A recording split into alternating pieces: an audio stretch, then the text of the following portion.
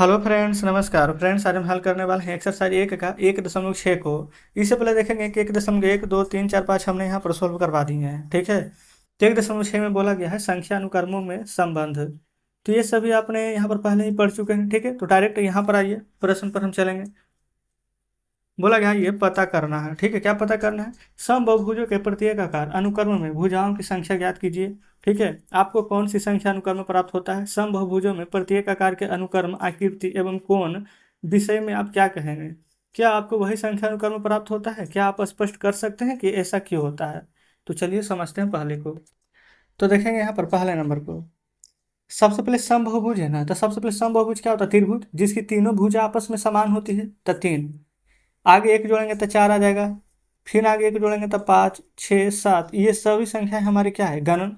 क्या लिख सकते हैं? यह गणन संख्याओं का अनुक्रम है जो 3 से शुरू होती है। ठीक है। अच्छा, अब कौन की संख्या यहाँ पर पूछेंगे कि कौन की संख्या, तो यही लिखेंगे 3, 4, 5, 6, 7। चलिए ना पूरा यहाँ पर लिख देते हैं। कोनों की संख्या 3, 4, 5, 6, 7 आगे इसी प्रकार से आते रहेगी।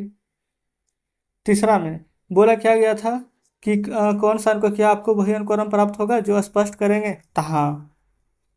चौथा नंबर क्या पूछा गया था? ऐसा क्यों होता है? आइए समझते हैं, लिखेंगे। क्योंकि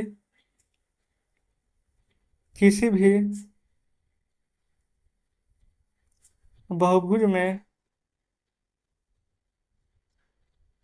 प्रत्येक भुजा एक कोण से शुरू होकर दूसरे कोनों तक जाती है। इसलिए जितनी भुजाएं होंगी उतने ही कोण होंगे। तो जस्ट पहला का फ्रेंड्स यहाँ पर पूरा डिफिनेशन हमने बढ़िया से लिख दिया। ठीक है, चलिए आगे आते हैं दूसरे पर। दूसरा में बोला गया संपूर्ण आलेखों के प्रत्येक आकार अनुक्रम में रेखाओं की संख्या की गणना कीजिए। इससे आपको कौन सा अनुक्रम प्राप्त होता है? क्या आप स्पष्ट कर सकते हैं कि ऐसा क्यों होता है? तो समझिएगा। सबसे पहले फ्रेंड्स यहाँ पर ना देखिए, एग्जाम्पल समझिएगा। इस प्रकार से फ्रेंड्स अगर बनाए तो कितना है यहाँ पर? 1। ठीक है, फिर इसी को फ्रेंड्स इस प्रकार से बनाएंगे तो क्या है? 1, ये 2, ये 1, 3, इसमें 1 था, इसमें 1, 2, 3 है। फिर यहाँ पर बनाएंगे 1, 2, 3, 4, एक विकर्ण 5, एक विकर्ण 6, तो टोटल 6। फिर आगे बनाएंगे तो उसी प्रकार से 10 आएगा। कैसे पता चला? पहला था यहाँ पर 1 तो 1। फिर यहाँ पर देखेंगे दूसरा में आ गया ना, तो ये पहले वाले को जोड़ेंगे तो 3। तीसरा पद में आएंगे ना, तो ये पहले वाला जोड़ेंगे। ठीक है, तो तीसरा पद में आएंगे तो यहाँ पर 3 जोड़ेंगे तो 6। चौथा पद में आएंगे तो 6 में 4 जोड़ेंगे तो 10। पांचवा पद में आएंगे तो 10 में 5 जोड़ेंगे तो 15। तो इस प्रकार से संख्या यहाँ पर हमारा प्राप्त होता हुआ चला जाएगा। ठीक है, कोई दिक्कत नहीं है। तो यहाँ पर दूसरा में लिखेंगे, पहला में 1 आएगा, फिर 3 आएगा, फिर 6 आएगा। चौथा पद जोड़ेंगे तो 6, 4, 10। पांचवा पद जोड़ेंगे तो 10, 5, 15। इस प्रकार से संख्या आते रहेंगे। ठीक है, तो लिखिएगा यह त्रिभुजाकार संख्याओं का अनुक्रम है।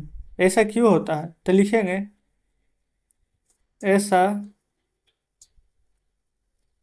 इसलिए होता है क्योंकि जब हम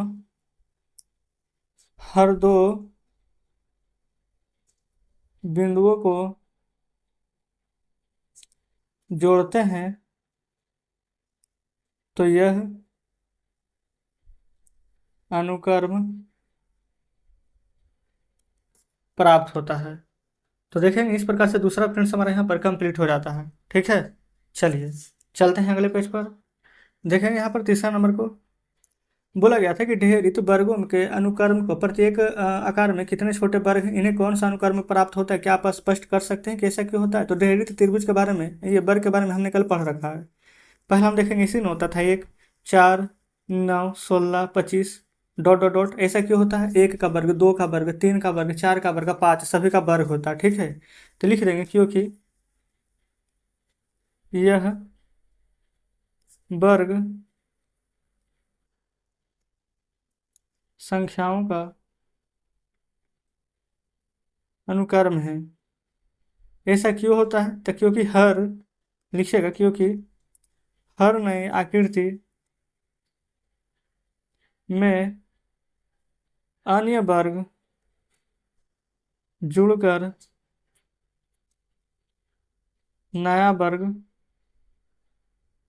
बनाते हैं, इसलिए। तो तीसरा का भी सॉल्व हो गया है। चौथा, ढेरित त्रिभुजों के अनुक्रम में प्रत्येक आकार में कितने छोटे त्रिभुज हैं, इनमें से कौन सा संख्या अनुक्रम प्राप्त होता है? क्या आप स्पष्ट कर सकते हैं कि ऐसा क्यों होता है?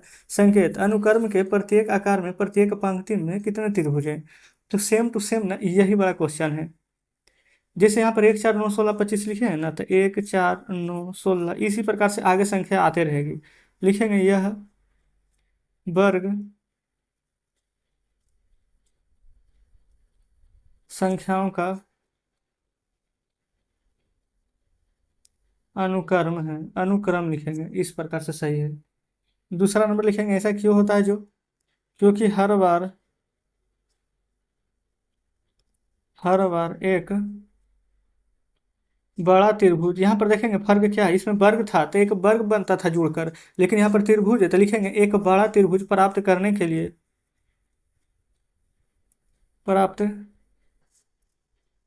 लिए विषम संख्याओं